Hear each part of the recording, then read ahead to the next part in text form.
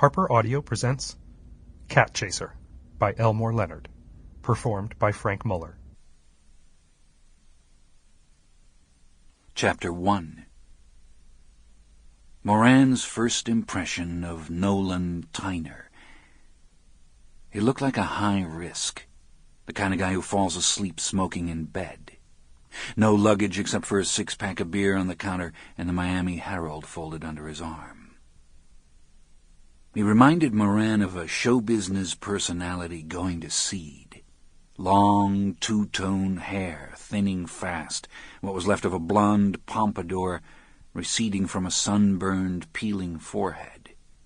Moran could see dark roots that matched his dark, neatly trimmed mustache. The khaki shirt was neat, too, freshly laundered, faded, the cuffs of the sleeves turned up once, shirt tails hanging out, aviator sunglasses hooked to one of the flap pockets.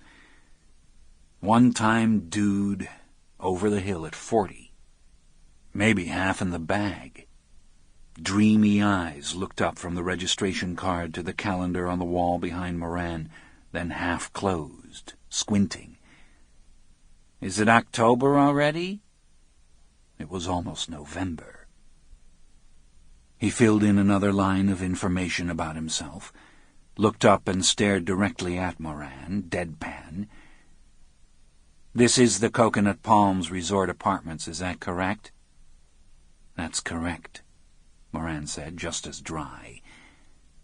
Nolan Tyner's gaze shifted to the inside window of the office that looked out toward the Atlantic Ocean, past the oval-shaped pool and empty lounge chairs. His sleepy eyes returned to Moran. "Then why don't I see any palm trees?" "Some bugs ate 'em," Moran said. "I had to have 6 trees removed." "It doesn't bother you," Nolan Tyner said. "You call this place the Coconut Palms, there isn't a single palm tree out there? Isn't that false advertising?" "The high-rise on the south side of us, 9 stories, is called the Nautilus," Moran said, "but I don't think it's a submarine.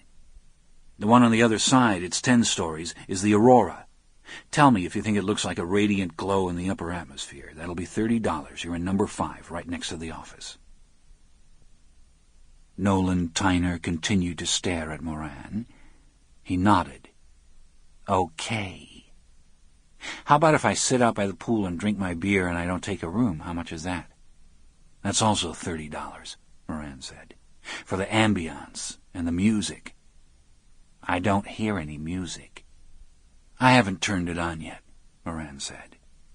"I'll tell you what, though, you can take your six-pack up the road. You might find something more to your liking, maybe even less expensive." Nolan Tyner was looking at Moran's beard, his white T-shirt and cut-off jeans. "You work here or own the place?" "Both," Moran said. "My desk clerk could stand here and chat with you all afternoon, but he's off today." "Being courteous to people who come in off the street," Nolan Tyner said, smiling a little. "I imagine that can be a pain in the ass at times, huh?" "It can if you let it," Moran said. Moran looked at the reservation card.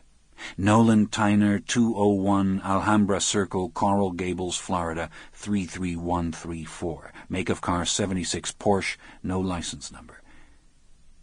Written in an arty, back-leaning style, half-printed. Give him an A for neatness, but an F for lying about his home address, since 201 Alhambra Circle was a big glass building, the Ponce de Leon Plaza, where his former wife's lawyer had his offices. It wasn't more than a mile from where Moran had lived during the 7 years of the marriage. If Nolan Tyner did live in Coral Gables, or had an office there, and he liked to sit outside in the afternoon and drink beer, why didn't he go to Bayfront Park? Why come all the way up to Pompano, an hour's drive, pay $30 for a room, and then sit outside? Which the guy was doing now, lying in a lounge chair on the afternoon shady side of the pool, holding a can of beer on his chest, moving it almost in slow motion when he'd take a sip. Wearing his sporty safari shirt, but also wearing, Moran noticed, very unsporty black socks with his open-toed sandals. If he wasn't meeting a woman here, and after about an hour and 3 cans Sample complete. Ready to continue?